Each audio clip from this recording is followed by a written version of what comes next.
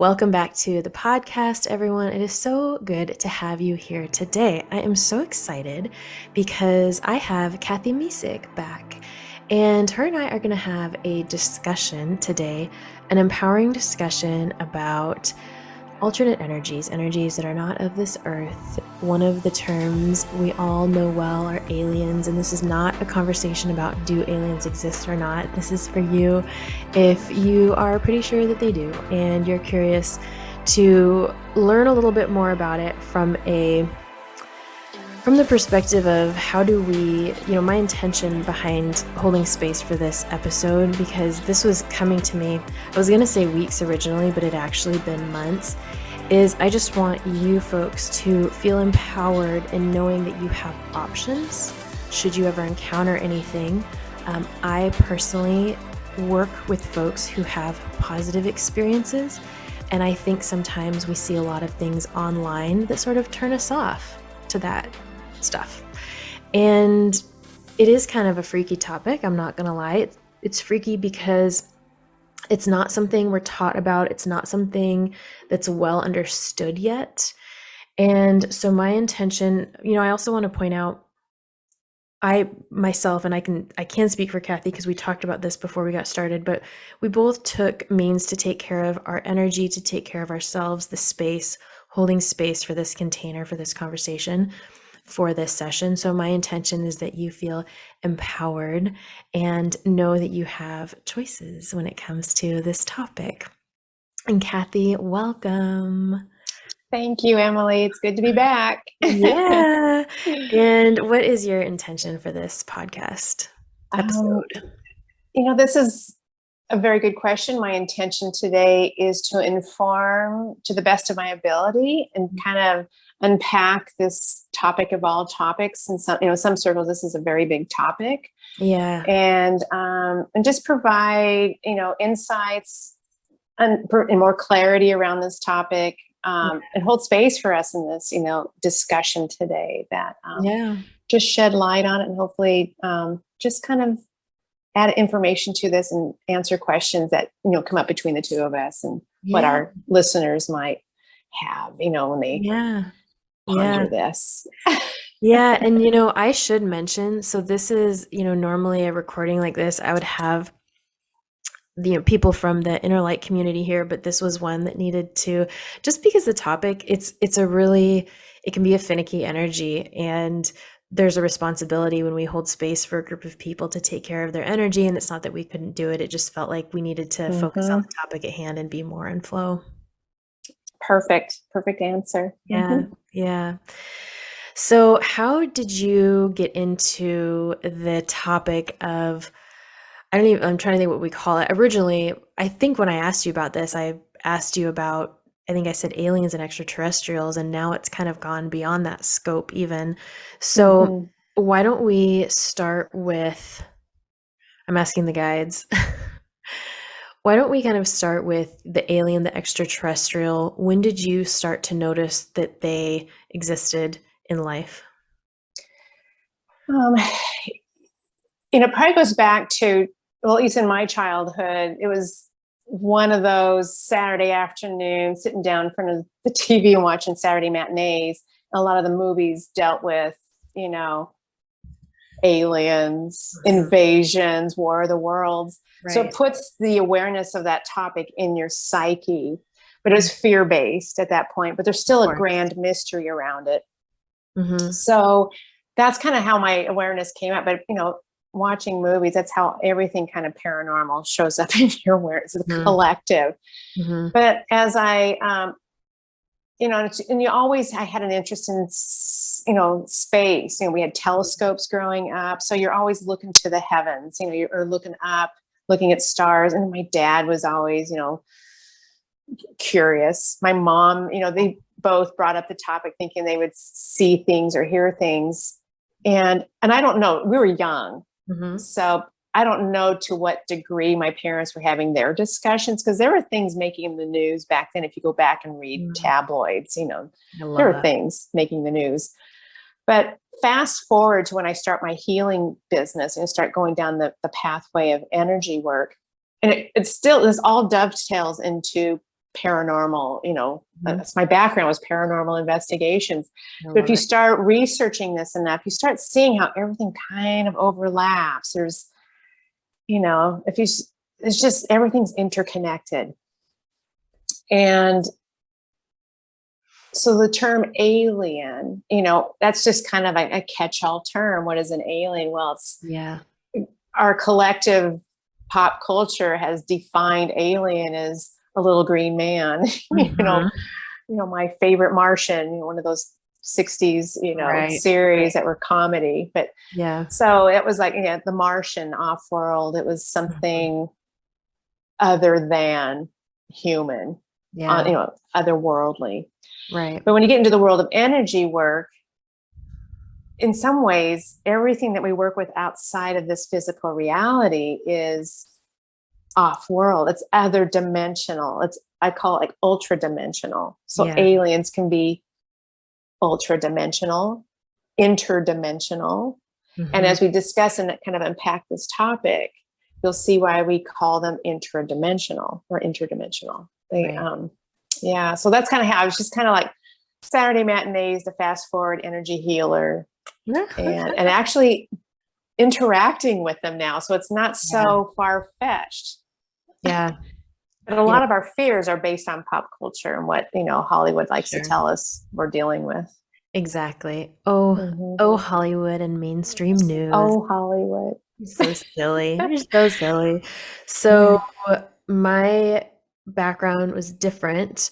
My background, we were going to church, and I remember thinking that the world was like, there's no one else out there but us. And I had this inkling, I think, that I knew the truth, but I didn't want it to be true. I was like, oh, it's just so complex. And then I have to be responsible for my life. And, can't I just take the whatever color pill it is, and just kind of stay numb to reality? I think that's the blue pill. Oh, the blue pill is the one where we keep watching mainstream media. Okay. So, and then finally I was like, I can't ignore this anymore. And I've actually had a few experiences myself, at least two. The guides are saying there's been a few more. I just didn't know to identify them as such. And I'm going to share my experiences around it, which I never thought I would publicly. I don't know why.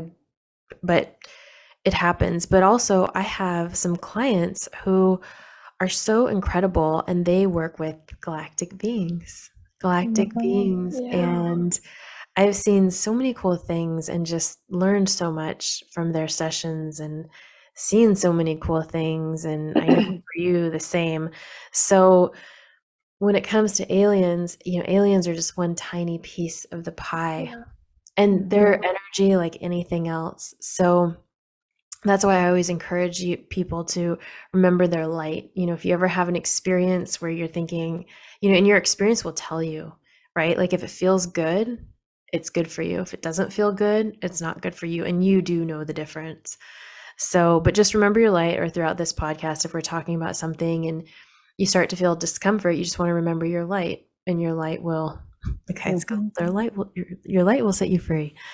Your light will keep you safe. Also, as long as you mind your business, right? So, stay in your lane. Exactly. I'm always joking with my clients. Just stay in your lane. Yeah, it's a really cool thing to stay in your lane too. I think we underestimate it. So there's a lot of possibility there. We don't have to do it all. So how would you kind of frame aliens to start? Like what's your experience been like with aliens? I've kind of had a crash course in them as far as working with them within my healing business. It's one thing to watch and research. There's no shortage of publications and books and YouTube videos on this topic. But I can only speak from my actual experiences with them in my healing practice. And I've had both, not me personally, but with clients and how they've interacted with maybe a little more, less than favorable interactions. So there's definitely certain groups that are just like, in our last interview or our last podcast, we were talking about, entities sometimes like attached to our field. It's just, as with every being, every human, there's good and not so good. There's just the broad spectrum of interactions, but it's also how we interact with them through our belief systems. So can you expand on that a little bit? How we interact with them based on our belief system? So going into, if we are fear-based, if we, disempowered, we will feel disempowered when we interact with these beings, and we might just have the perspective that it's bad. They're bad. Everything's bad. So we're going to be in a fear state of mind. So we're automatically, maybe if we were just neutral, realizing, oh, they're not bad.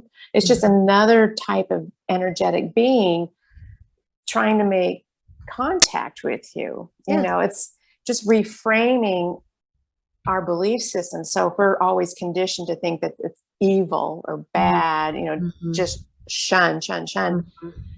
We might just be missing a really beautiful opportunity to raise our consciousness, raise our awareness. And that's something I want to address throughout our call or talk tonight about consciousness here, because it's a big component. And then if we are just in a more neutral, balanced, grounded state of awareness, and we're connecting to these beings, and it's mutual, it's just like spirit guides, they are connecting to us, and there's different frequencies within this bandwidth, if you will.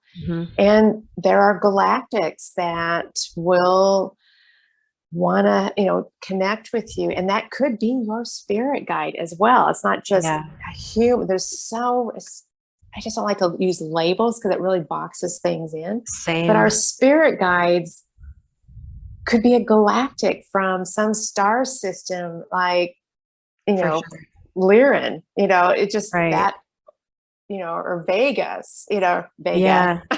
Yeah. And I even say, it's funny you say spirit guide, and I also use the term spirit team, because I found that like our spirit guides are those that are just, I want to say like bare bones, like they're with us. It's like the foundation. And then we've got everything else. Everything else is on our team. We have human earth, three-dimensional spirit guides that help us with the 3D earth plane. I call them like our earth guides. And I didn't know this when I first started out with energy work. Same. And all of a sudden I'm like, oh, there's, depending on the human, I always talk about human so impersonally. Some of my clients, they'll have human guides and galactic guides. And that's when I realized, oh, there is kind of like a tier system depending on the person I'm working on and their soul's purpose here. Human. And then there's this galactic piece that started coming in. And I was like, oh, cool. Very cool. I love when the galactic, I don't know how far I want to get into this, but there have been times where I'm holding space for the galactic, and I'm kind of sitting there and I'm like, thanks for letting me be here. Like, it's so amazing and it's so cool, the energy that they're bringing in for the client. I'm like, I get to bear witness to this. This is amazing. So you made the point about people being in fear with these energies. The other thing that I will see, and this is more online, but I see people kind of with this, wink, wink, nudge, nudge, I'm an alien, I'm cool, I'm, like, you know what I'm talking about, or like, I'm better than, I'm here to save people on earth or show them the way. And what that makes me reflect on is how I look at Harry Potter. So I was writing something out, and I went to the guide said billion. There's 1 billion people who have watched or read the Harry Potter series. And I was like, really? So I Googled it, and over 500 million books have been sold. Now that means books have been shared, movies have been watched who didn't read the books, etc. And I was like, over 1 billion people on our planet have watched or perceived Harry Potter. Why is it so popular? To me, what makes sense is it's popular because people know they are energetic. They know that they have magic. I consider magic the activation of energy in general, very generally speaking. Magic has many definitions. So I'm like, people know that their energy is unique and has something, that we're more than just human. We're more than just pen, paper, Mhm. driving my Mhm. car around, riding my bike around. So I understand why these people have a need to feel special. It's because we are special. Everyone's special, which makes nobody special. The irony, yes. Yeah, exactly, exactly.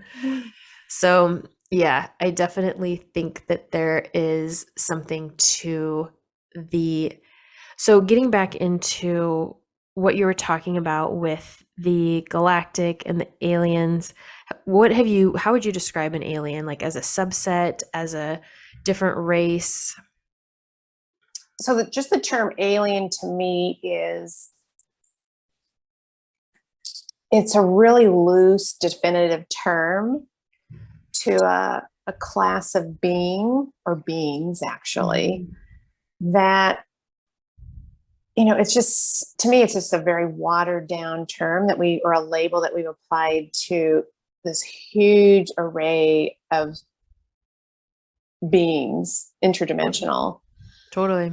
It's a catch-all term, alien. I mean, it just kind of like, what is an alien? You know, it's just somebody that's other, you Yeah, know, it's other. exactly. Yeah. So, and I think that's just so, and that's, I used to say alien a lot. I used to, even early on, I'd say, oh, alien. And then Mhm. I'm realizing actually these beings are interdimensional. They can phase in and phase out. They're Yeah. interdimensional. They can slip in between dimensions very easily.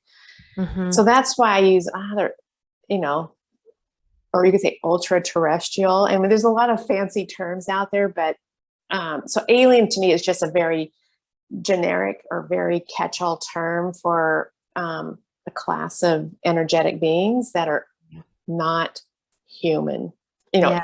3D biological form. Right, right, right.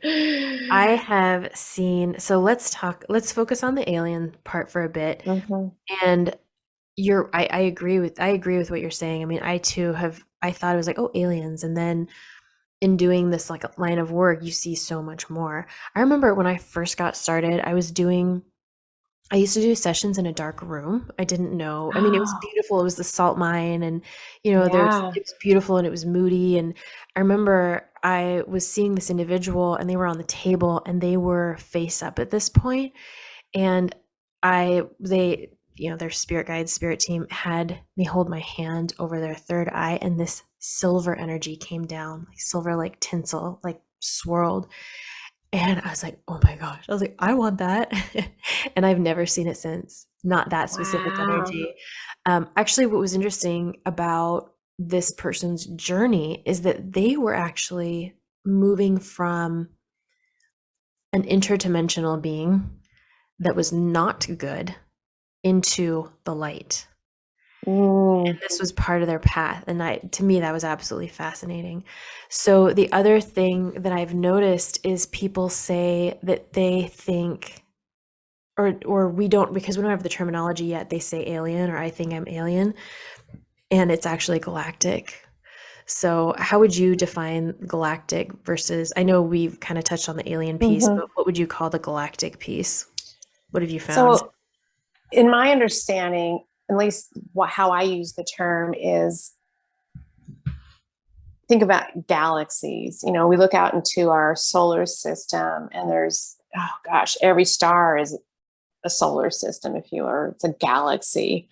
So galactics are within this dimension. This is where it gets a little mind blowing because, like, what Mhm. we see with our physical eyes, which is always, you know, we're talking about the speed of light, everything Yeah, we see out in space is already like a million light years past. yeah. But it's in our known universe. So galactics is going to be something within the structure of our universe, within that the dimension, this dimension, everything we see is third dimension. Mhm. And so galactics could be within the solar system. That's how I use them. At galactics. It's outside of our solar system, if you will. You Yeah, know, that's how I see it you know too. our, you know, possibly Milky Way.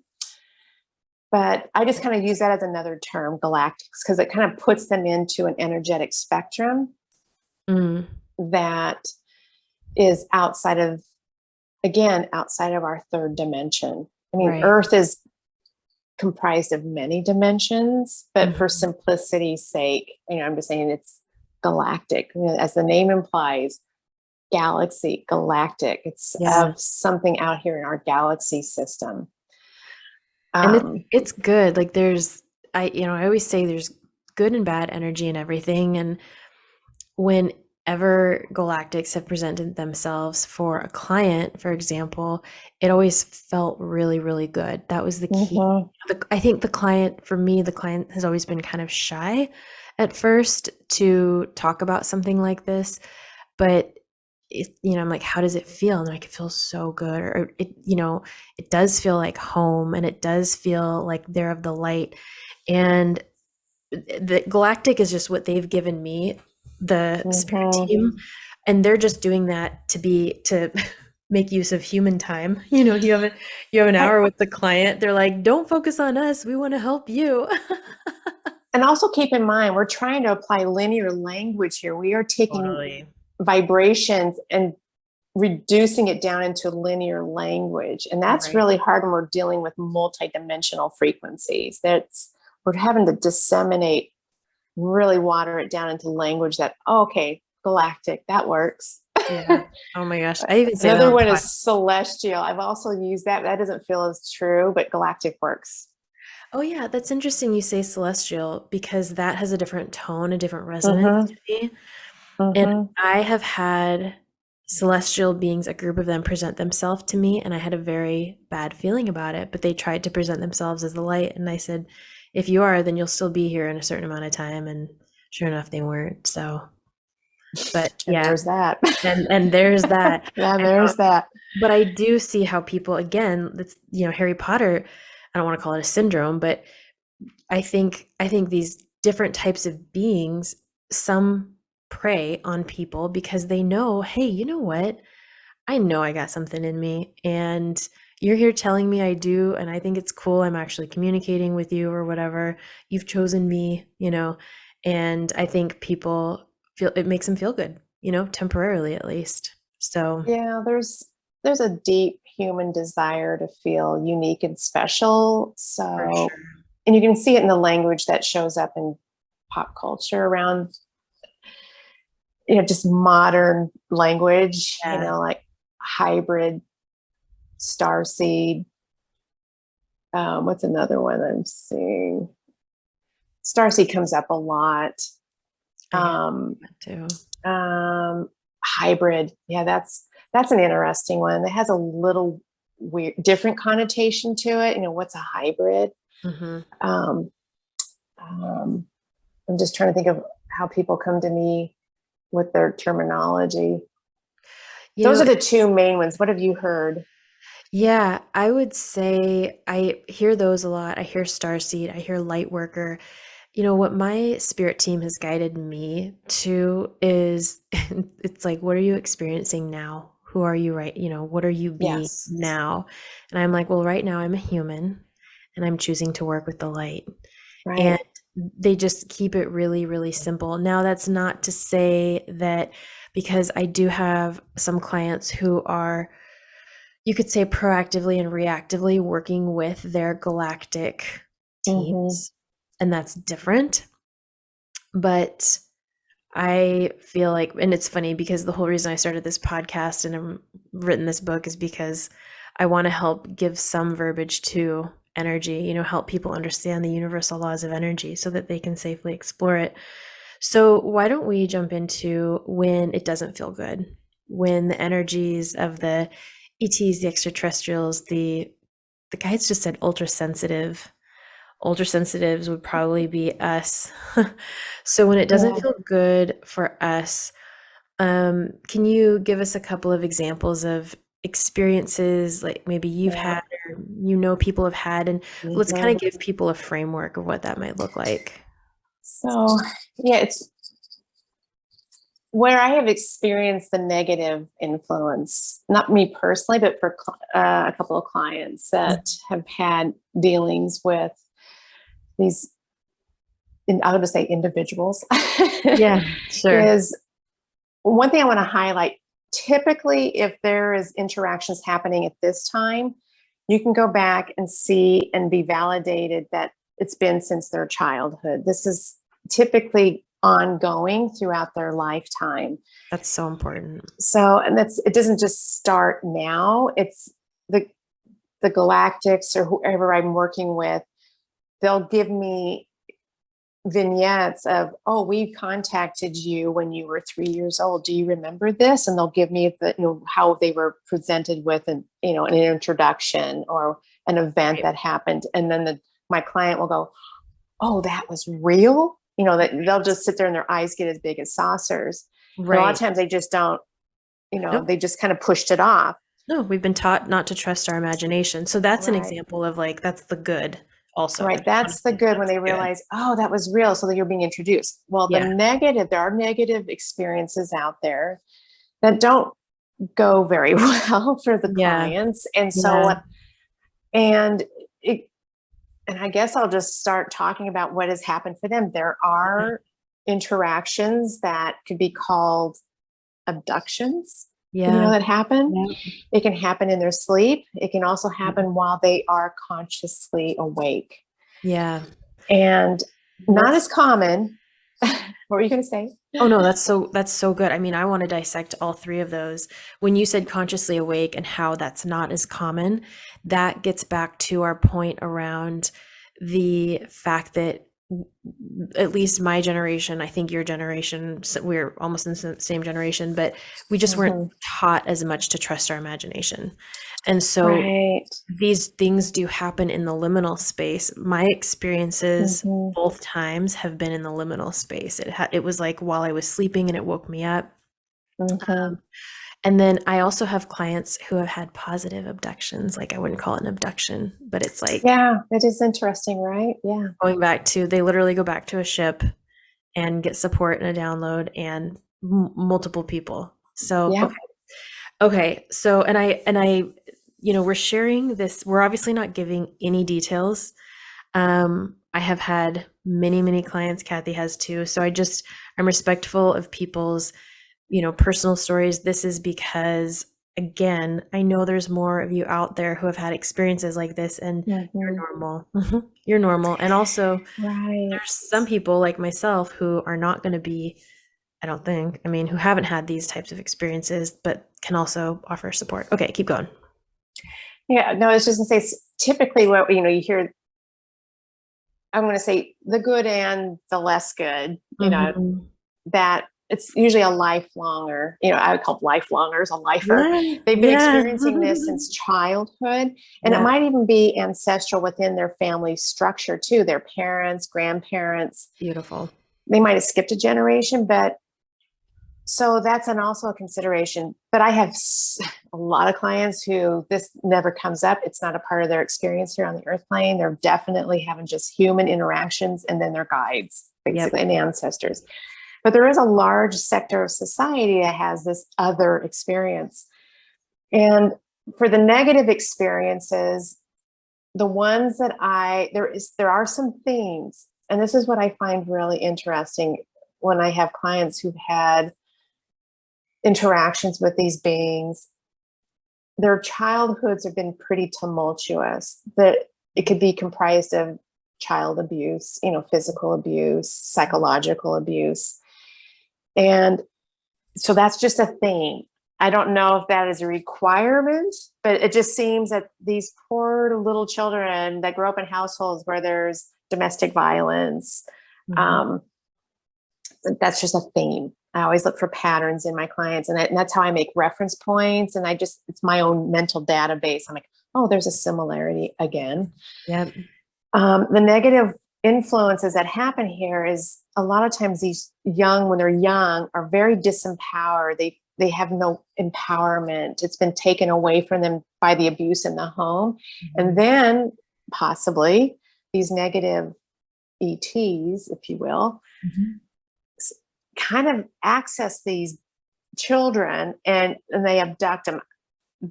I can only speak from the clients I have worked on that have had experiences, and they haven't gone very well. And it's not just one species that's interacting with them; it's several.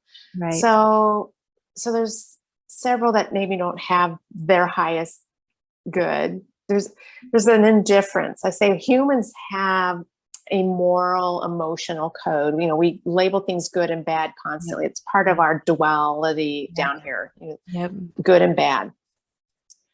Some of these races don't have that depth of awareness. There's not let's say a duality. There's not good and bad. It just is. There's an indifference. They don't have an emotional spectrum like we do. Yeah. That's not all of these beings, but there are definitely a group that don't have the emotional depth that we do. They don't feel. We feel, Yes. they don't. So that can lead to us thinking that they're negative because they don't feel, they don't have compassion, like, oh, that hurts. They don't understand what hurt or pain is because they don't feel. Yeah. It's an interesting dynamic. So my clients, when they've had negative experiences, I always, as you teach so well, Emily, come back to your power, stay in your power, connect to your light, work from that light center. Mm-hmm. And that rebuilds your power and how to interact with these beings if it's ongoing still, and set clear boundaries. Yeah. Yeah. It's just the same as all energetic interactions we have across the veil. I mean, it could be ghosts, it can be, I call them critters. Yeah. And then there's this other grouping, it's just Yeah. really how we hold our power. Mm-hmm. So that's, hopefully that answers, the negative. Yeah. There's definitely some negative groups out there, and Yeah. then some beautiful, loving, supportive beings that have just this incredible presence. Yeah. And helping us grow with our consciousness, the evolution of humankind, everything that we'd hope they'd be, from a human perspective. Aw, I love that. Yeah, it's a big spectrum there. Yeah, it is. So you had touched on the fact that there's a race, you called it a race of them that doesn't necessarily feel the way we feel. And I'm right. doing my best to explain what it is we're talking about here. There was a time I was staying at someone's house, and I was woken up in the middle of the night because I had had a dream that it was literally a UFO with 2 green Martians in it. I'm not kidding you. Little green kid. And they had literally sent a beam down, and they're like, "We would like to take you." And I said, "No." And they said, "We would like you to come with us." And I said, "Absolutely not," or whatever the interaction was. And it didn't feel good. It didn't feel right. It felt cold. It felt uncomfortable. And then I jerked awake, and I was laying on my back. And I even said to them, I said, "And don't take my cat." And when I woke up, she was laying on my chest vertically down me, and she was doing this low purr, which was very unlike her to lay on me in that exact way.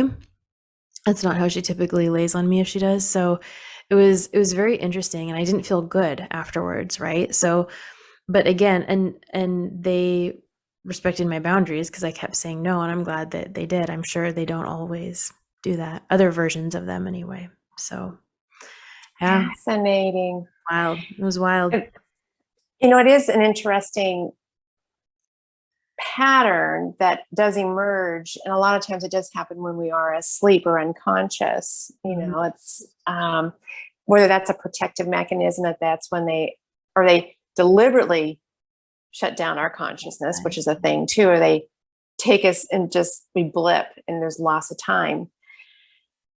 I'm sitting here thinking of it.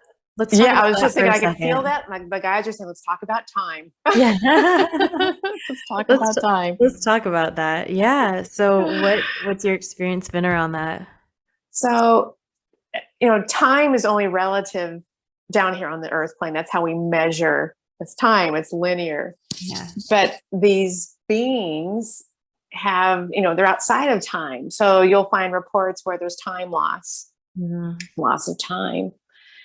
And this is where this is where my mind literally just kind of gets blown, because, we are living in a very linear reality here where time flows in a very predictable way.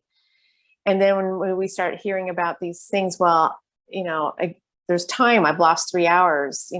I'm driving down a freeway and all of a sudden, you're further down the highway and you don't remember going further down the highway and you've lost 3 hours. Mm. And some people blip out they're like, okay, I don't remember the drive for the last minute and a half. Yeah, but that's just daydreaming. It's just like daydreaming. I just wanted to make sure people understood that. Right. That's where our mind is not present. We're thinking about grocery lists, or we're just, right. There is definitely where we just kind of wander off. So this is clearly driving down the freeway, and all of a sudden, and if they go under hypnosis, they will see that there was either a flash, or under hypnosis, they'll see that something did interrupt their drive down the freeway. And the next thing you know, they're somewhere else, but returned 3 hours later in a different part of the freeway. It's crazy. There is an account of, makes me so mad, Betty and Barney Hill. There was an abduction case and they lost several hours and came back. This is like from the 40s, I believe. I'm not good on history dates. Showing my weakness. Did people know that they had, I guess, vanished temporarily? So were people wondering where they were? They were driving back in the middle of the night. This is like in the Ohio Valley. Gosh, if I would have known we were talking about the hills, I would have gotten dates and times. But they were driving back at night. They had, so there was not, they were just driving a freeway. This is in the 50s, I believe. And they saw a light up to the right, I believe, and, a light, and they pull over and they look. And so it was clearly a light that was coming down, a ship. Right. So that's a physical manifestation of a spaceship. We'll call it a spaceship, for practical terms. And they had to be regressed through, hypnosis to actually access their experience and have it documented. And it was documented by the CIA, I believe. They were put under regression by the government. This is giving me chills everywhere. So there's a lot of good history around abduction cases. And it's probably one of the most famous, besides Travis Walton, who was abducted some lumberjacks.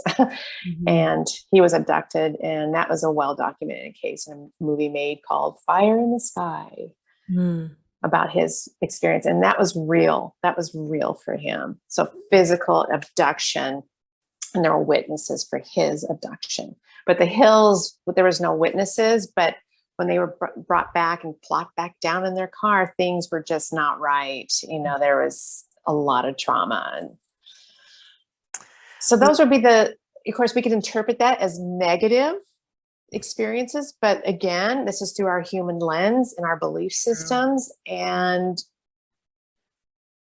there is a notion that that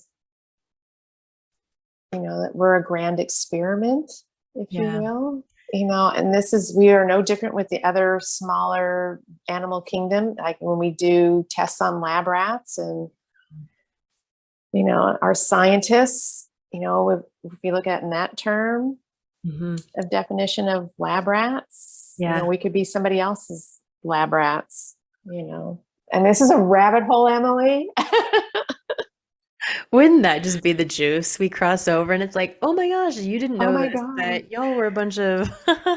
So what this also brings up, everything comes from source energy, though. Everything, all these races, all these galactics, celestials, ETs, everything comes from source. It's created, it's source energy. It comes from source.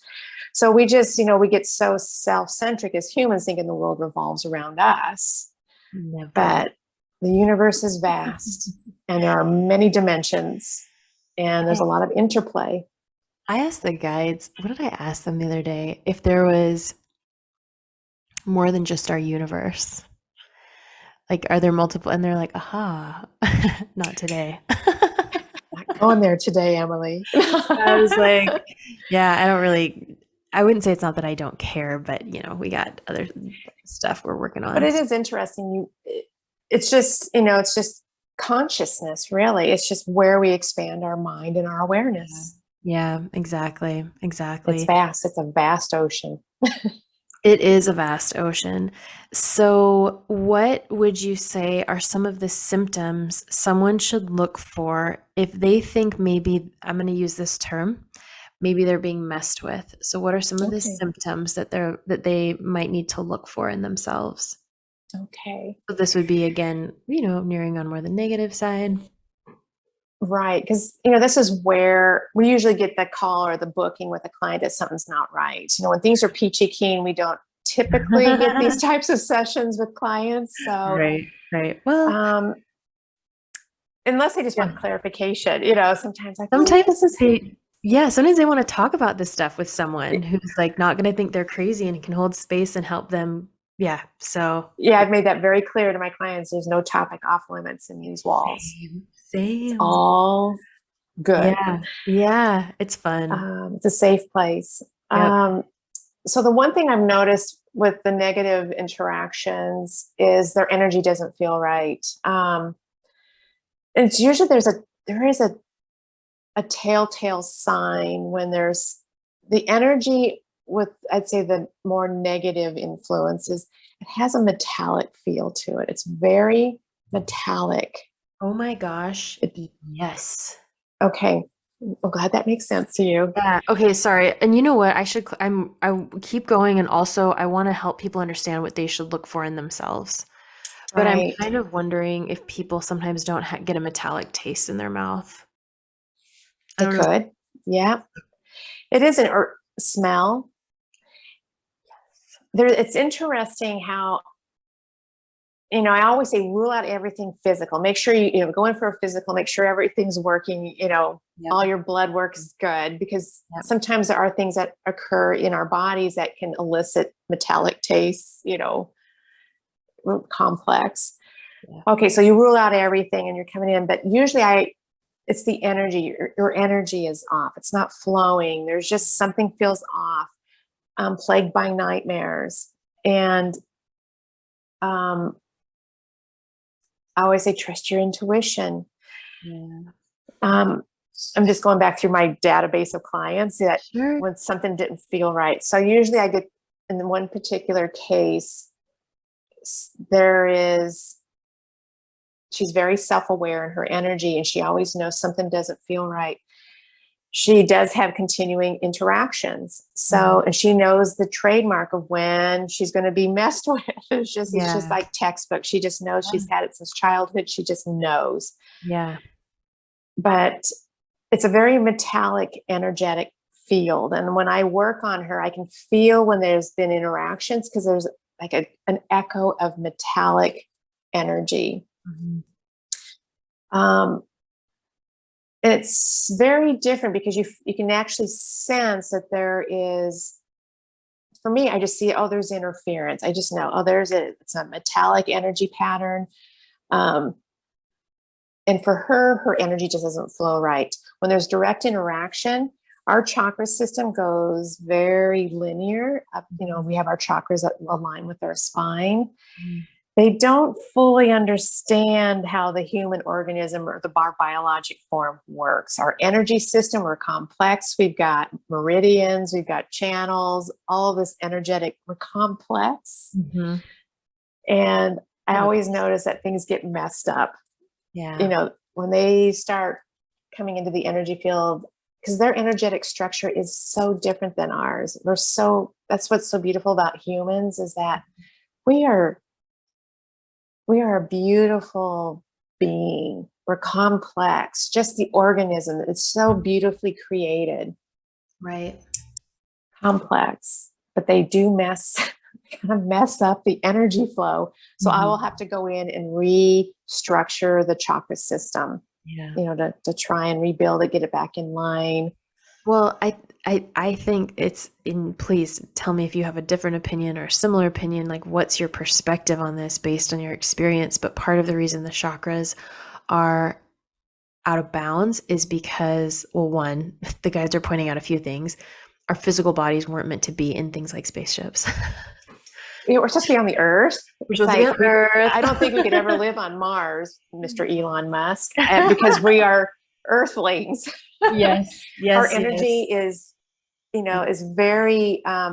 I'd say we have a symbiotic relationship with nature. I mean, we are nature. We are nature.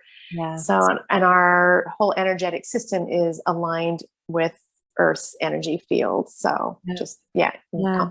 adding on to your statement. Yeah. So, yeah, we're not meant to go off world and sustain life. So, when we get the physical form, when it's removed from this earth plane, it can cause a lot of havoc. It can cause interruption to our magnetic field. Mhm. And then there's another piece here I want to touch on. They take our consciousness. That's another thing. Body stays behind, but they take our energy body. That's exactly what I was going to say, and that's what messes up the chakras, because the chakras hold our and well, one of their many purposes. Spirit. Yeah, they hold it in place. Yeah, you can see how dynamic we are. We need that spirit inside the body to animate our body. Mhm. It's very interesting. So we're talking about consciousness here, dimension, multidimensional. We are dynamic human beings. So like, through meditation, you can connect to these beings as we can our guides through meditation, raising our vibration and interacting while staying in our body. Right. I think some of these beings don't see the value in keeping us in our bodies. I've had more than one conversation saying, you cannot take her. You have to keep her in her body.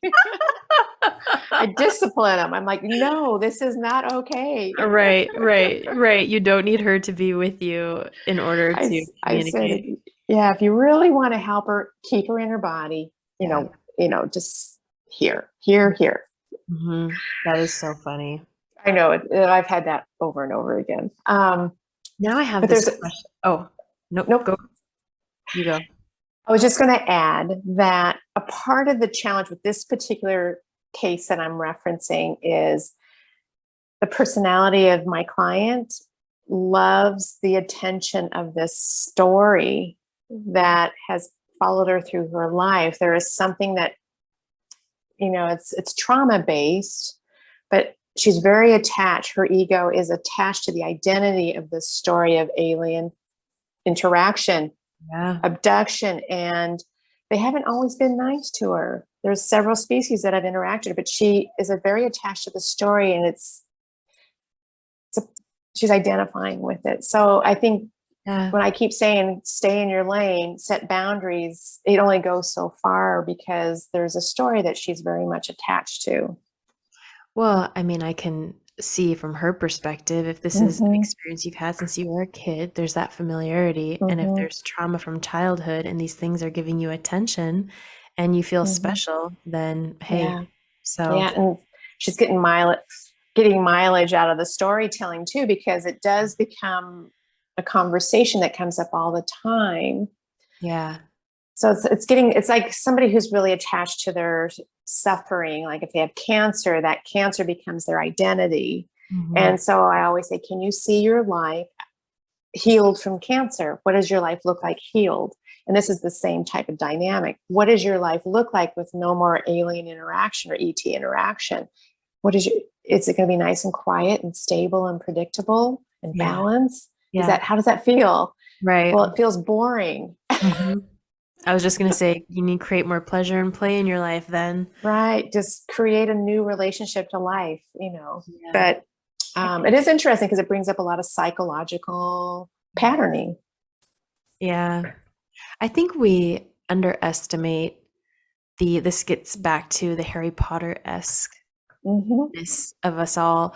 I think there is, to your point where you said how from meditation or intentional activation within your light, you can connect to galactic beings, extraterrestrials that are aligned with you, that are meant to be with Mm-hmm. you. I Absolutely. think there's so much to explore as humans. We heavily underestimate that. So Absolutely. because we don't know, then people jump to, well, alien, wink, wink, nudge, nudge. And I was in there's a gal who she does group, I don't want to say exactly what she does. She does a version of an energy healing work, and she holds great space. She holds space really, really well. And so I like showing up for her events because I come with my intentions and what I want to shift. And she does her own inner work, and she's very empowering. And so I know she can hold space for me to shift. And I also know that she's into aliens. And I was in one of her sessions, and this little alien pokes its literal, what it like the emoji that it looks like on Instagram, pops its head up. And I said, no, no, thank you. No, thank you. I'm just a human that chooses the light. I will be a boring ass human who chooses light till the day she dies. I don't think I'm boring by any means, but you get what I'm saying, right? Um, Yeah. but again, that's, for people who feel that way. And then, the folks that I've spoken with and worked with who they feel, what's the word, like a family with the galactic beings. But again, it's because the galactic beings are not being intrusive. They're providing Yeah. feelings of consistent safety and warmth. They're not being intrusive. I'm going to say that again because it needs to be said. They're giving them insights. They're giving them guidance. Those Hmm. are all really, really good, great, amazing things. So, Right. It goes back to um, respect for our energy. It's energetic boundaries. yeah. And so, and these beings, and it's so unique to our humanness too. I mean, we're spiritual beings having a human experience. We'll just repeat that again and again. And depending on our soul's purpose here and what we're to evolve and learn through on this, in this lifeline, galactics could come through and help support an evolution of your soul. Not Yeah. everybody's going to have these interactions. It just depends. We're so unique, like the hair on our head, everything is so unique. So unique. But in the event that we are interacting with galactics, yeah, it's about providing insight, guidance, helping us to evolve to a greater version of ourselves, Mm-hmm. really embracing our power. And it really helps evolve humanity too. That's the other thing. It's like if we are, as a species, trying to align more with our potentials as opposed to living small and being, caught up in aggression and war and poverty and greed, all these dynamics that are actually playing out on the third dimensional plane here. These galactics, the ones that are very benevolent, they bring in so many good, beautiful insights, and they help us to change and evolve our vibration. Yeah. Yeah. And eventually, one of these days, we are all going to evolve and be those helpers for other people on the other side, or some version of it. I Mm-hmm. mean, I know you've seen a lot, but it's incredible to me when someone who has a loved one who's crossed over connects with them in one of our sessions, and then they're in special projects, and my mind is just blown. And I'm like, there's been multiple times where loved ones, it's interesting. Loved ones have crossed over at what you and I and the world would consider an inopportune time in their life, yet they go on to these really special projects because as humans, we very understandably feel so much grief with things Mm-hmm. when they erupt that way. But it's makes me wonder sometimes, when they go and work on these things that are just truly magical, was there a greater purpose for it? And I don't have an answer for that, but these are the things that I contemplate when I see things like that. So, Yeah, from the human, when we're left behind, and we yeah, lose a loved one, yeah, um, it's really hard to process on the human level. We take it so personal, like, how could you leave me?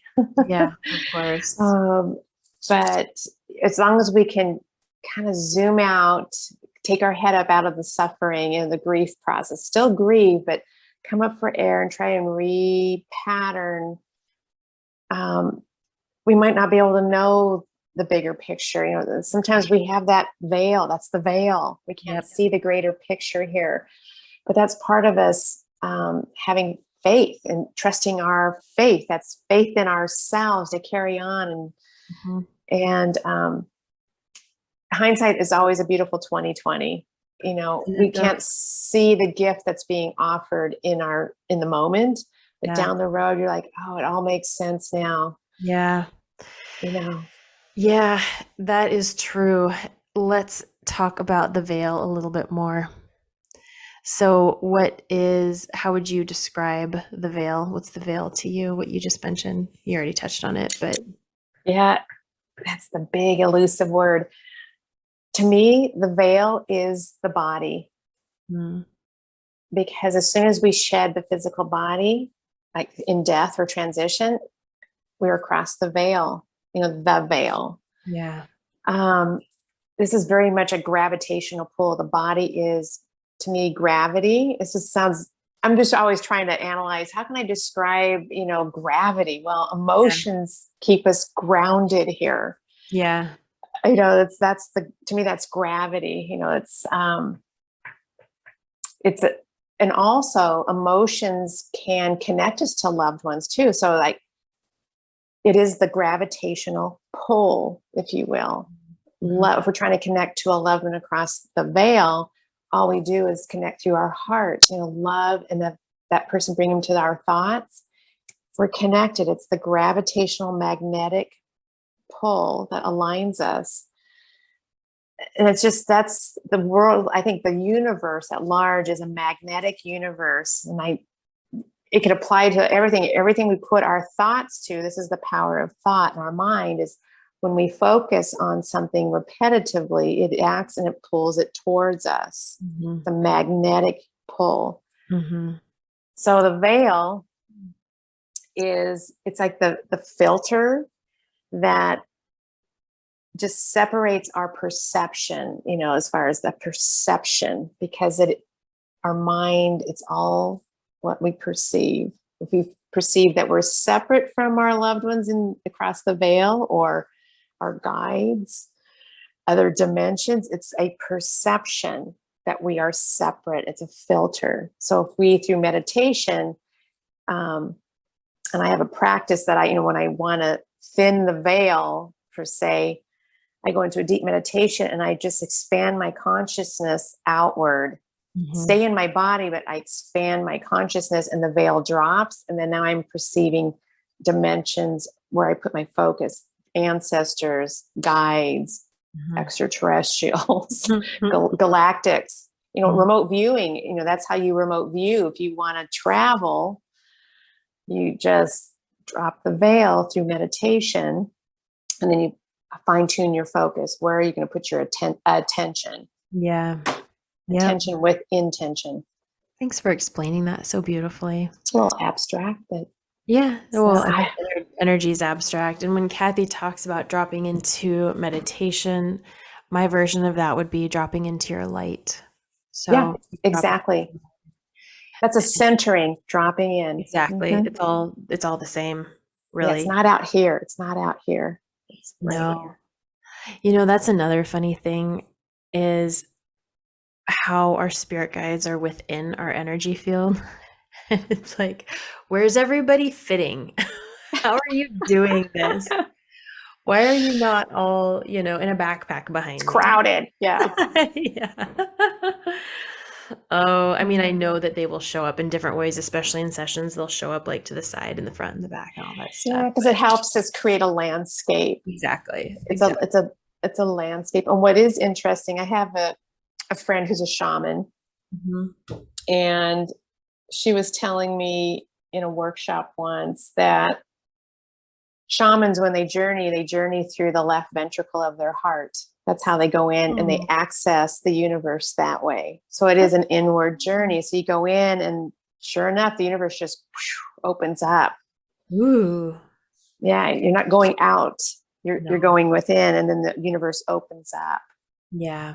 And you can go anywhere you want. You journey. Yeah. Yep.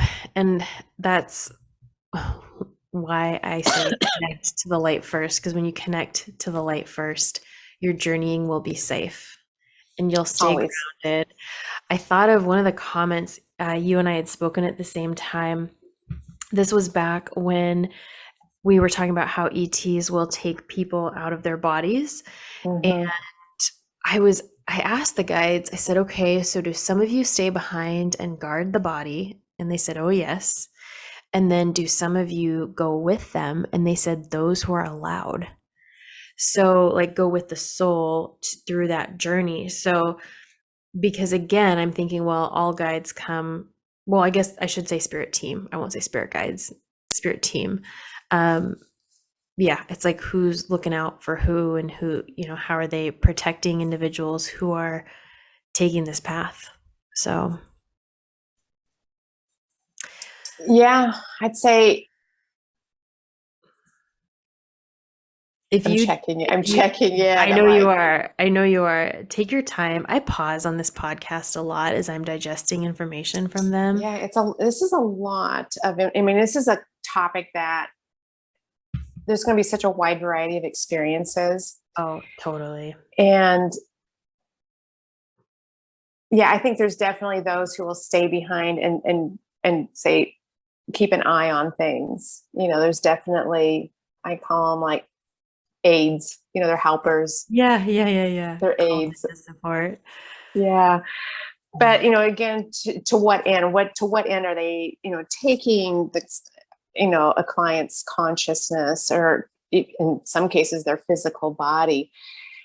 And what's interesting, I just want to slip this in there. Mm-hmm.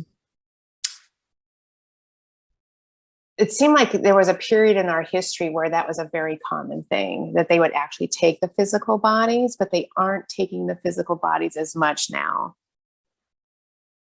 Gives me chills. It is. It's kind of interesting. And I haven't quite figured that out. I mean, because I have a human curiosity, like, well, why is that? Yeah. But I think maybe we're just not hearing about it as much, because I think as we've gone down through the decades, this topic is, as much as we want it to be open and talked about freely, I think there's still a level of suppression, of skepticism, that really squashes people's experiences. And so maybe we're not hearing about it as much. I can only speak to the clients I've worked on, but it seems like when they were younger, they were definitely physically taken, and they haven't had that, at least to their understanding. It's their consciousness that slips, their body stays behind. And it is like an out-of-body experience, to be quite honest. We have out-of-body experiences. That's astral projection. That's kind of our own spirit leaving the body. But in this case, there's another influence that's taking Right. spirit Is that out. because the food, because you and I are in America, so and I mean, my sessions are virtual, so but who we're talking about have actually been American clients. Our food is such garbage here and so processed, maybe they can't even get them through the stratosphere. I'm totally being cheeky. I'm being cheeky. Do you know what I mean? It's like, we can't take your human flesh. That's right. You're just junk food. Because your guys' Oh food my is so gosh. There processed. could be some truth in that. Who knows? I was just Oh, kind of being cheeky, but that is, American diets are pretty pathetic oh compared god. to other countries. But Some days I had to have kind of work on that. Well, this is a sidetrack from the topic of conversation, but some days it feels like, oh my gosh, what is there anything out there that's going to be good for me to eat, right? You feel like you're dodging bullets kind of when you're yeah, it gets a little scary at times. yeah, But especially we if just do the best we can. And just run energy through it is best. Like you can charge it with energy. Yeah. Bring some life in. Amen. Amen. Yeah. Sometimes I'll clear meat and I'll get the sensation from not just one animal, but multiple because they've combined the meat. And Oh, right. yeah, anyway, okay. So back to ETs. I feel like we have barely scratched the surface. Yeah. And is there anything else that you wanted to, the one of the things that keeps popping into my mind is I did a house clearing one time and you had mentioned, And this is something that I talk about with clients too. But you had mentioned, okay, so you see like repeating patterns with Mhm. people, repeating tells, and that's one of the many ways you train yourself, get trained on how, okay, so this is a commonality, and this now means XYZ. So when I do house clearings, and it feels like every house clearing is different, but I was seeing this, for me, neon green energy filtered throughout this Mm. house. And I was like, what the heck is that? What the heck is that? And as I'm holding space for it, it's clearing. So I was like, okay, so obviously this was not of the light, which I don't even know if I doubted that for a second. And all of a sudden I realized it was extraterrestrial. They had, Yeah, and this was not the client's path. Okay. So, right. it's just why it was meant to be cleared. And that's exactly what we're talking about. Again, it goes back to this is just we're clearing a house, Yeah. and it's training the house to hold an integrity or a structure of energy that says it's a home. So we're closing portals, doorways. Yeah. And the one house I cleared had a kind of like a portal or a doorway. Let's try an elevator shaft energetic. That's the only way I can describe it. Yeah. And so they had visitations when they were both boys when they were young. They grew up in this home that I was Mhm. clearing. They're adult men now. Mhm. Can remember being visited by tall whites. They call them tall whites. Mhm. And but they would kind of when they go to bed that they would energetically one would go down a tunnel and journey and just go off, and the Mhm. other one a door would open in the wall and he'd walk through in his mind's eye. He'd walk through and go off and journey with these tall whites. So it was interesting how in this upstairs part of this home there were these doorways. And so when I Right. cleared the house is because the house was already marked for extraterrestrial visitation, Yeah. and a negative one slipped in, a Mm. reptilian, and was causing problems. He was Mm. not a tall white. So I had to really work hard to close that door, shut, because reptilians, as the name implies, is they're pretty aggressive. They don't have a lot of feeling. Mhm. But that was just like you said, there's the house. Just again, we have to just clear the house and retrain the house, close the doorways, close the portals, set clear boundaries, and instruct the residents Mm. what clear boundaries mean. You People have to hold boundaries. people don't realize they have a choice. They do. They're living in the house. So it goes back to boundaries. You have to have good energetic boundaries for yourself. Mhm. And then the house that you live in is just an extension of you. So you have to have clear boundaries there too, Totally. energetically. So Right. yeah. I think we're going to learn that we're going to be communing with our homes and our spaces. I mean, now this is not anything new, right? You look at other cultures, they've been doing this long before our time, but Mhm. I think we're going to start to finally really commune with our homes more and how we Yeah, support each other in the land we're on. I'm excited for it. that's right. It is. We're moving into a new vibration as well. I'll just kind of zoom out a little bit. Our galactic center, we're moving into a different vibrational field in our solar system. I mean, every planet's going through this shift. Mm-hmm. And so we are changing um, in a galactic way vibrationally. So, everything's shifting. And so, yeah, you're right. Our homes, we are moving. It's interesting. You start looking at these parallels, Yeah. 30, 40 years ago, everything was so nuts and bolts, brick and mortar. And 40 now we're years getting, ago was the 80s, I just learned. Like in another, wait, did I get that right? 40 years ago was the 80s? Yeah.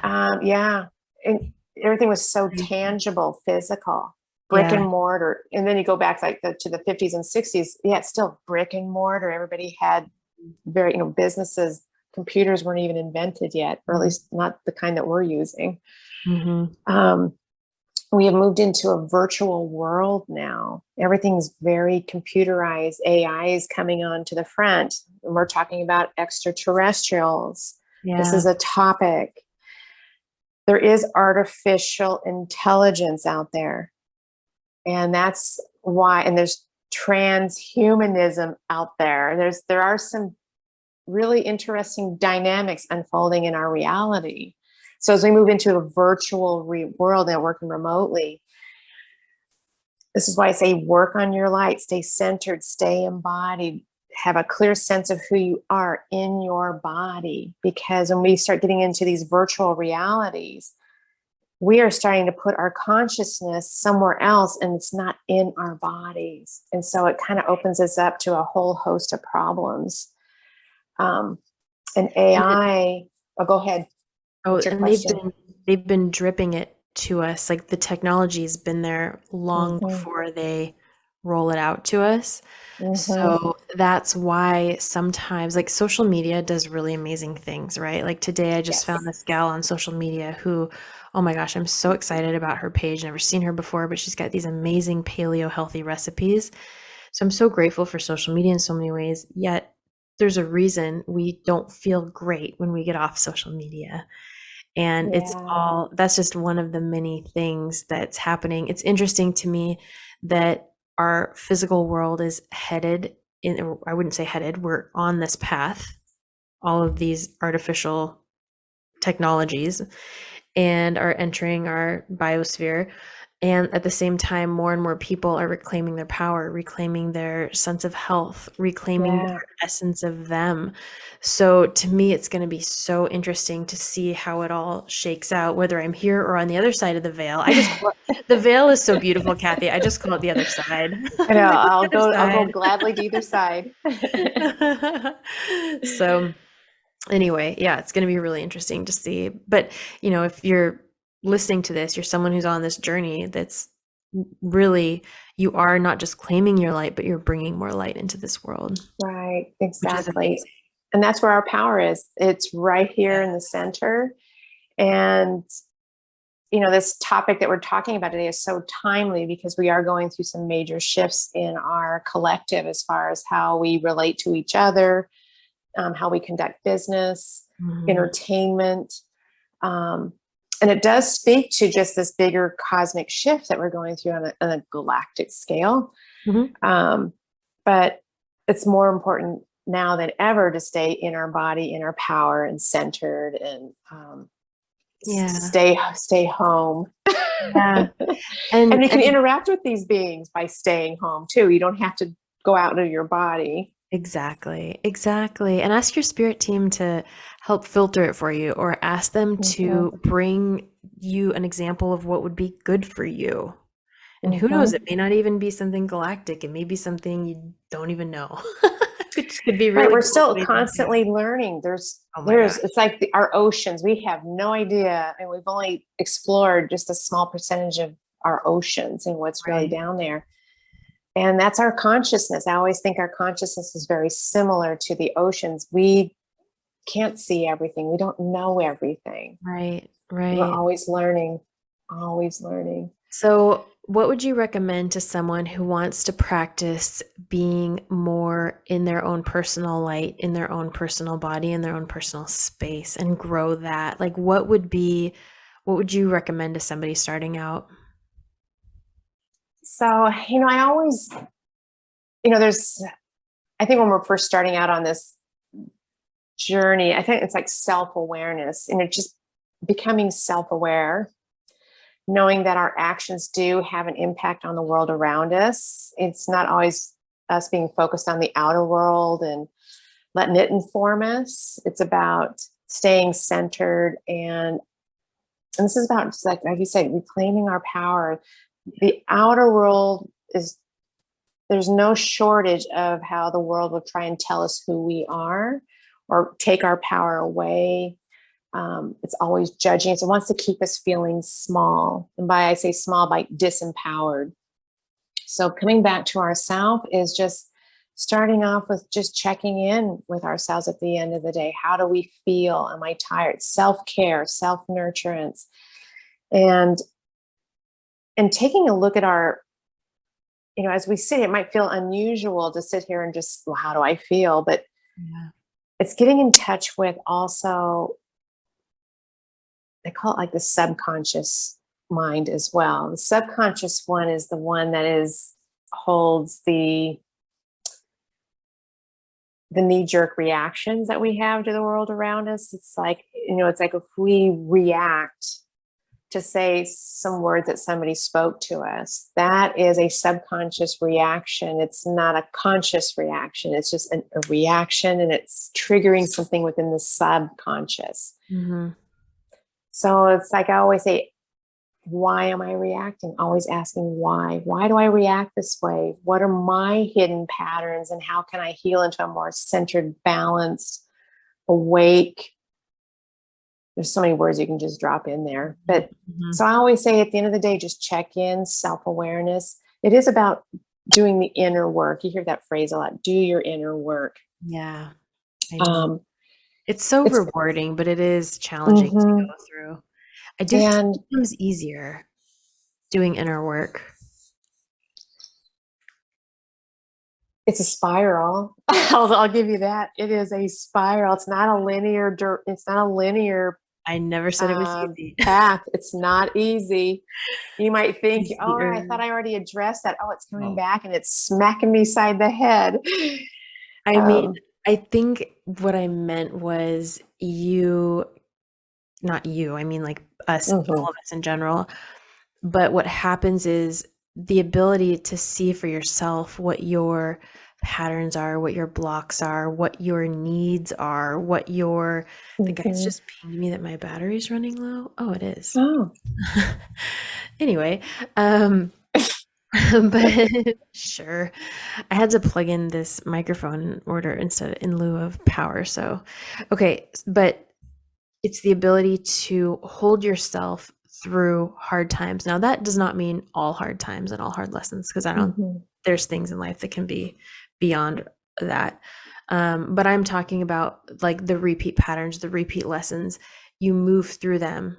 You move through them in a way that is more fluid. You have tools now to support you. That's what I mean by easier. Yeah. Definitely not easy. Right. And it is true. It is learning to build your toolbox. And that's gathering wisdom. As you go through life, we gather wisdom, and that is your tool. It's like, what did I learn about myself going through that difficulty? Oh, there it is. I always say, look for the silver lining. There's always wisdom gained, so that we grow and learn about ourselves and know how resilient we are, to go through difficult times. So next time we have tools to whip out. Yeah. There's no place like home. Like doing your own inner work. There's no place like home. My favorite movie. Is that your favorite movie? My child, yeah. I realized, well, as a kid, I'm like, oh, who would leave Emerald City? I love Emerald City. Who wants to go home to Kansas? But then you look at the messaging was that she had the power within her the whole time to change her world. I love that. And that was the message. The power was within her this whole time.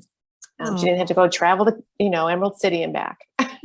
So, oh my gosh, that's interesting. So does that mean, as we close this session out, that the message is you can commune with your, I don't even know what to call it. I don't want to call it anything, but so what we've talked about before, but you can commune with what you need to commune with within yourself. You don't need to go anywhere. You don't need all to be here. Exactly. Yeah. You don't have to defer to any other. So, we have our guides. Yes, they are here, but our higher self has the same wisdom. People don't understand that still. Yeah. Our guides are here helping our higher self execute. Yeah, they're standing right with our higher self to guide us. But that wisdom is all here. It's all within us. So if we do the meditations and work within ourselves and just expand and allow for that growth, all that truth is right here. It's all in the center of our light. Our light protects us from interferences as we get stronger in our power, our light. We have less noise in the world, and it's less noise. I always say, listen to the signal through the noise, and that is your light. That is your signal. I love Listen that. for your signal through the noise. I love that. And that Um, just takes practice with being with yeah, yourself, with being with your light, with being in meditation. And it's, yeah, there's a lot of good things that come from like nature and nature walks. I'm not sure that there's any substitute for simply being with yourself in stillness. And I've noticed, I've kind of been watching a couple of people, great people. They, used to be monks or stayed with monks for years on end. And then they came back into the wild. They came back to live the kind of life you and I live. And I think it's because I do think people who are born and who are monks, like that is their path in life. That's what they chose. That's what they want. But mhm, we can't all be monks. And so I think there is this desire to really fill out all of our human existence here and now. right, Reach enlightenment when you cross over the veil or when you jump over to the other side. But for now, right. enjoy the oranges, enjoy the Yeah, pudding, enjoy the feeling of water against your skin. Enjoy it. Enjoy that's it. why we came here. That's why we Yeah. came here. Yeah. And, we are expressions of light, in physical form, or expressions of the divine in physical form. And yeah, nature is the great balancer. And so getting used to silence, the world is a noisy place. And Oh, so a lot of times it's hard to sit still and meditate, or just sit still and quiet and just listen to your heartbeat. yeah. Just listen to your body, check into your body. People get uncomfortable, they get restless, but you have to train the mind to go still, You have to build stay in with it. You pathways. have to Yeah. train your mind, master the mind, Yeah. master the mind. I always tell people give the mind something to do. So a guided Mm, meditation or focus on your light, perfect. have it run energy and it builds those new neural Yeah. pathways. Oh gosh, yeah, There's, guided meditation is perfect. yeah. Yes. Yeah. There's so many. I mean, there's so many ways. There's so many ways. And I do like things, people put things, what am I trying to say? We're supposed to end this now, which is why I'm like tripping on So this. it's But like I'm like, what? we could just keep talking. We could just keep talking. But I know, but there are different ways. I say meditation brings you to the present moment, and we can't sit in meditation and be monks all the time. No. So things like cooking will bring you into meditation, gardening will bring you into meditation. There's a lot of things that can, sex and pleasure Yep. will bring you into meditation. So, but there is no substitute for just being. Just stillness. Yeah, it's a state of being. But yeah, nature to me is like just get out in nature and just go for a walk and just focus on the present moment. Look, notice nature, look at Yep. nature, and that'll occupy your mind. Yeah, exactly. It'll give your mind something to do.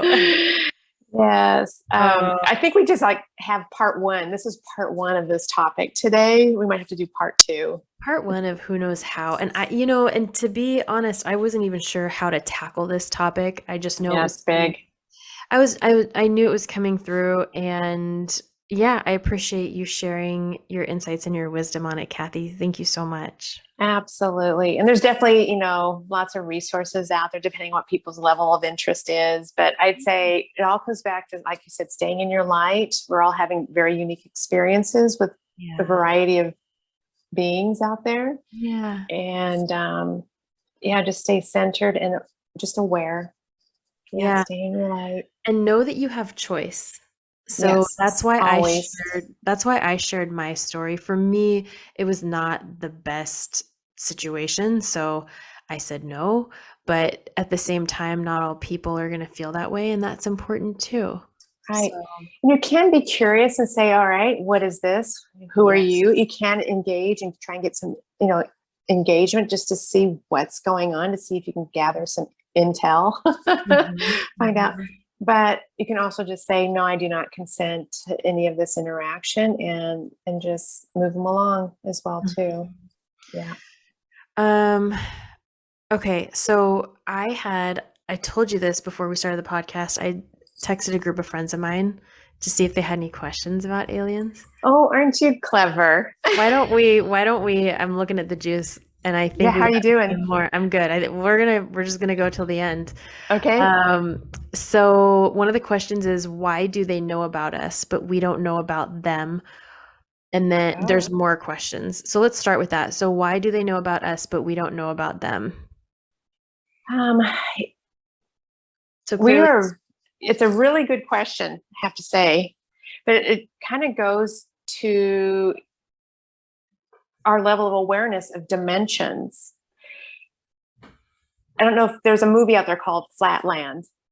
Okay. And it's an animated cartoon, and it's so clear in how it describes dimensions. Yeah. But we can only perceive third, maybe fourth down clearly. We can't, it's very hard for us to see beyond third, maybe fourth dimension. Fourth is like just beyond like the astral plane.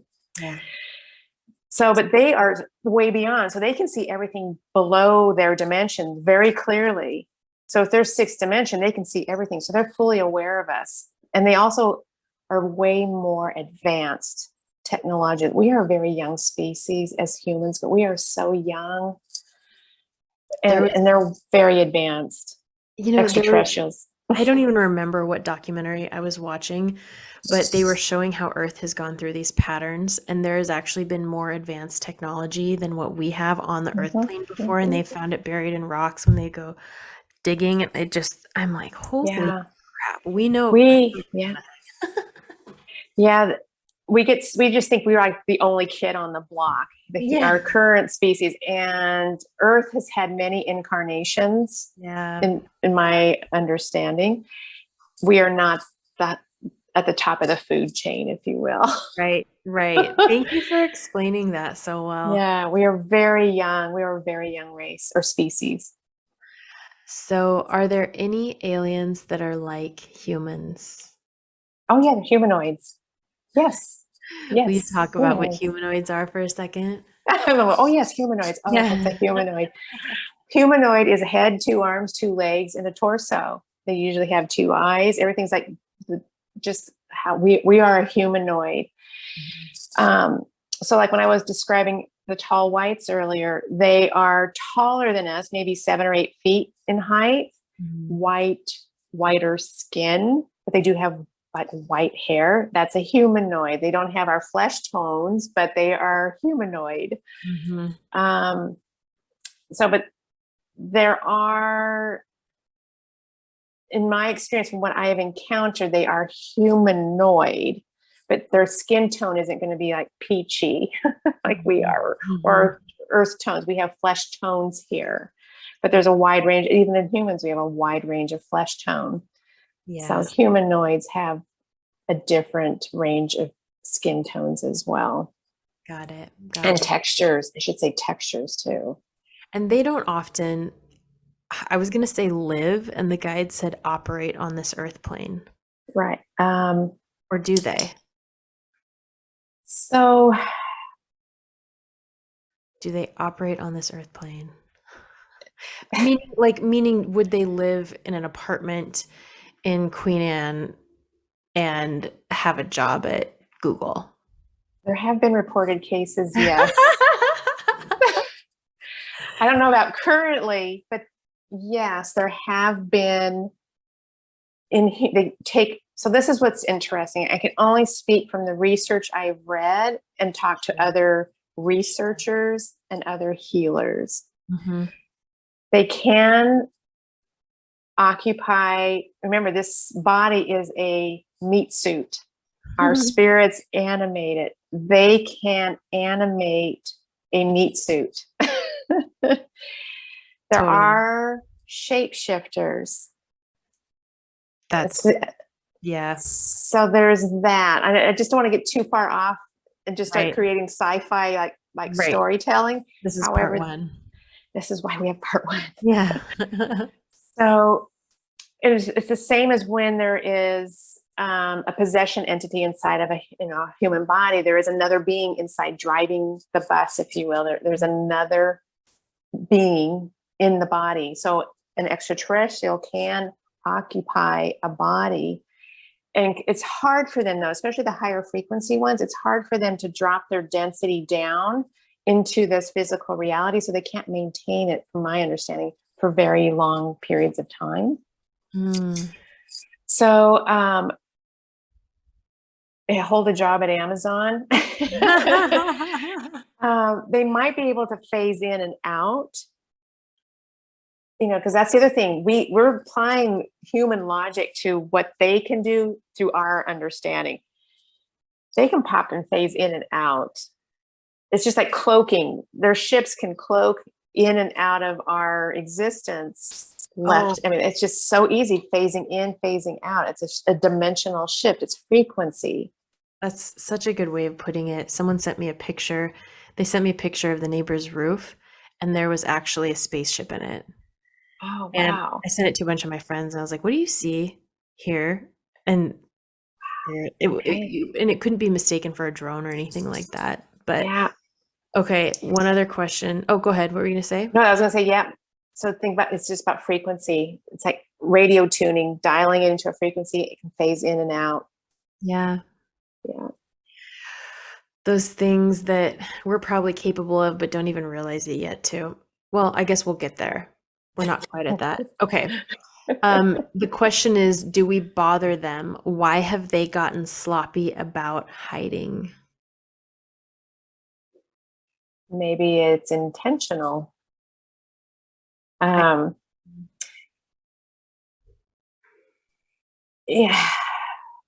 Yeah, I think there's now it's interesting. Like maybe we weren't supposed to see them, but I'm like, but maybe we were.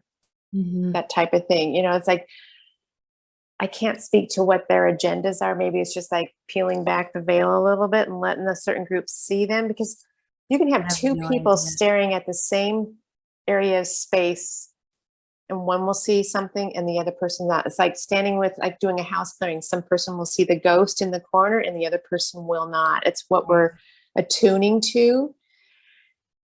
And there's also reported cases where that there is direct communication coming through, like say a part of, like there'll be something out in space. There'll be a group of people noticing an event. Yeah. And there's information being telepathically transferred to that group of people. Yes. So you can just taste, there's so much is happening that we just so outside of our understanding of reality. Yes. Yes. Yes. Yes. So I was like, but was it an accident or is it really sloppy? Totally. Totally. And I love Maybe how not.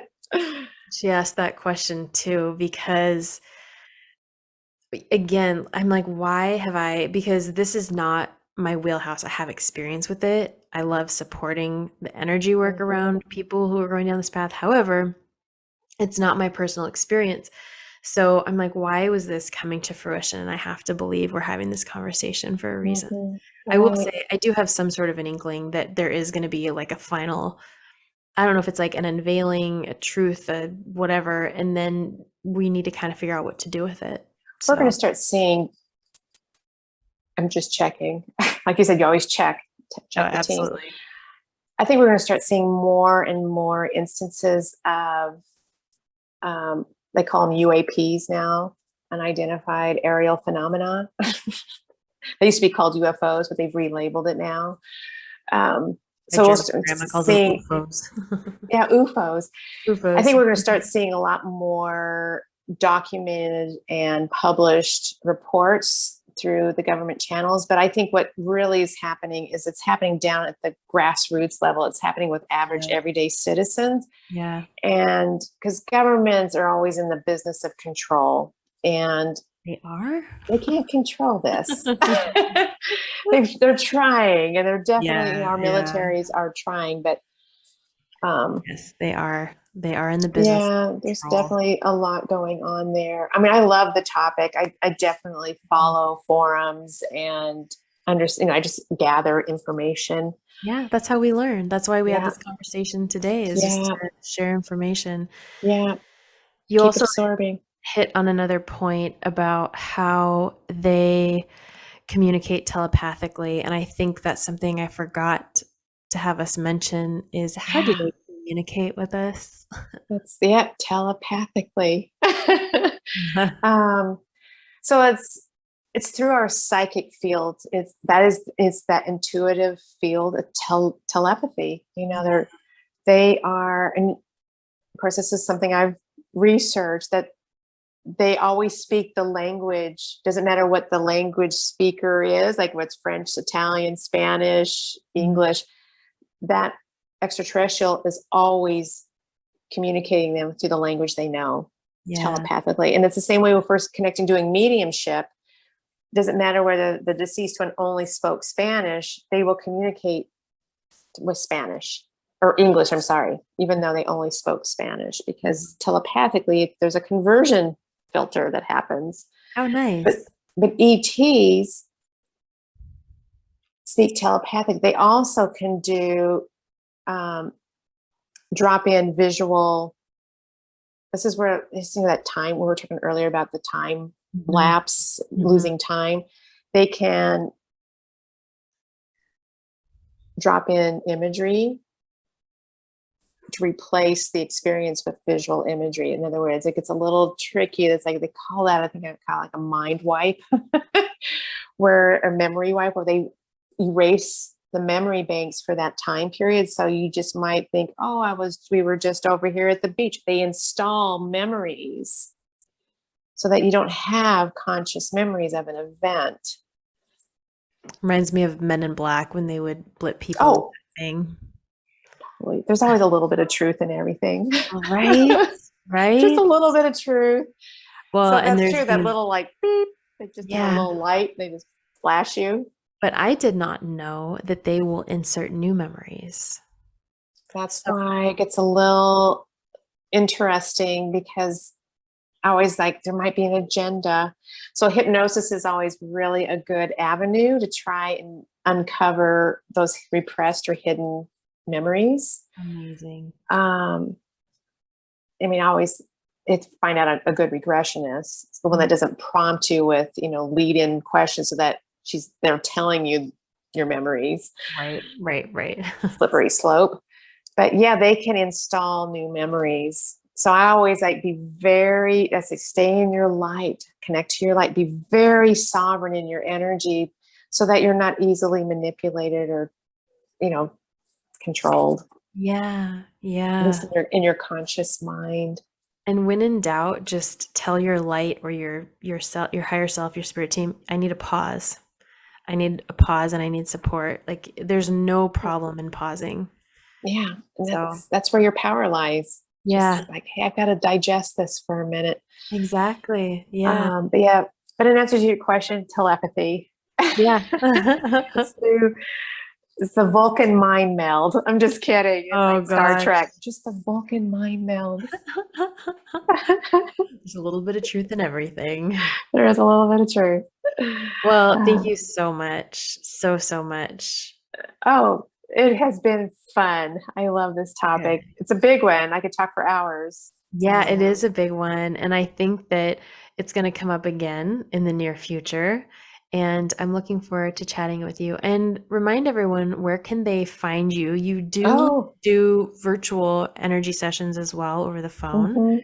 Yeah. So where can they find you? Yeah, my website, it's a long one, but it's basically my name, Cathy Mesick, and that's CathyMesick -energyintuitive.com. That's my website. And there's an email, link there if they want to email me with questions or book a session. It's all pretty self-explanatory, self-serve on that website. That's awesome. And thanks to the girls for posing those questions when I asked in the group text. We'll get some more. We'll collect some more for our next. I think so. Let's do this again, because I think we just skimmed the surface. But yes, extraterrestrials are real. They're just interdimensional. There you go. So if you have more questions, you can email Cathy or you can email me, connect@emilymarie.com with your questions. Please don't feel weird. Talking about this stuff is not the easiest thing, and emailing your questions may feel kind of funky. Just send them. Yeah. We love them. So, and you're a good resource. I just want to say you're a very good resource. Thank you. Thank you. So are you. And I'm getting the notification. It's time. It's time to close. All right. Thank Thank you you. so much, Cathy. This podcast and website represents the opinions of Emily Marie and her guests to the show and website. The content should not be taken as medical advice. The content here is for informational purposes only, and because each person is so unique, please consult your healthcare professional for any medical advice, recommendations, and questions. Views and opinions expressed in this podcast and website are our own and do not represent that of our places of work. While we make every effort to ensure that the information we are sharing is accurate, we welcome any comments, suggestions, or correction of errors.